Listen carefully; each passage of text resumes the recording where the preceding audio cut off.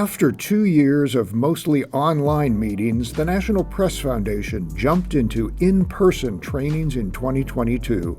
Our Paul Miller Washington Reporting Fellows met 9 times and toured the Pentagon, Supreme Court, and the White House. In March, we convened 23 Statehouse reporters in Austin, Texas, to learn the latest about redistricting, the Latinx effect on voting, and trends in state legislation. I'm coming away from this 4-day session with so many story ideas.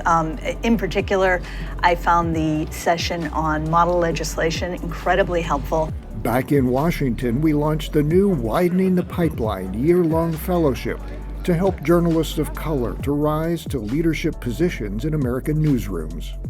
Obviously, what's been missing from the long history of journalism is that not every community got that same treatment, and we have to work hard to fix it. In July, we traveled to Singapore, where journalists from across Asia joined us to dig deeper into the politics and economics of international trade. They discussed deglobalization with Singapore's most famous undiplomatic diplomat. Mr. Putin and Mr. Xi Jinping, by the way, I think fundamentally do not understand Western systems. The fellows' field trips included a close look at the world's second busiest port.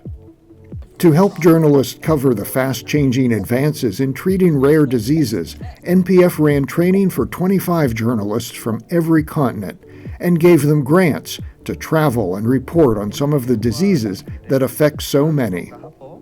In September, journalists in our Living Longer Fellowship were armed with facts and policy analysis to help them produce more accurate portrayals of the issues facing America's aging workers. 2 things that aren't in the headlines but should be: age discrimination.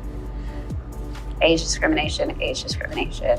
It is so pervasive that we don't even notice it. In November, journalists from around the country who are covering data privacy came to Washington to learn about who's regulating the devices gathering data on the human body, whether it's your pacemaker or your smartwatch. Who owns that data? The Internet of Bodies is already here, but are we ready for its implications? I definitely gathered a lot of resources for some story ideas I'll take back to the Florida Phoenix.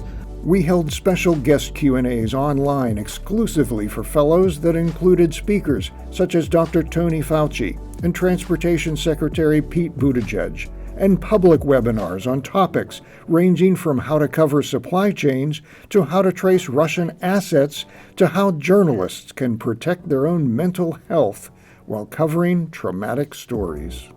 In January 2023, NPF partnered with RTDNA for our largest training, bringing 80 television news directors to San Diego to discuss how to go beyond "if it bleeds, it leads" in crime coverage. And in McAllen, Texas, near the border, NPF fellows learned about the policies and consequences of crime, COVID, and education spending on the development of our nation's children. The winners, every person who reads or watches the news. Thanks for supporting our mission of making good journalists better.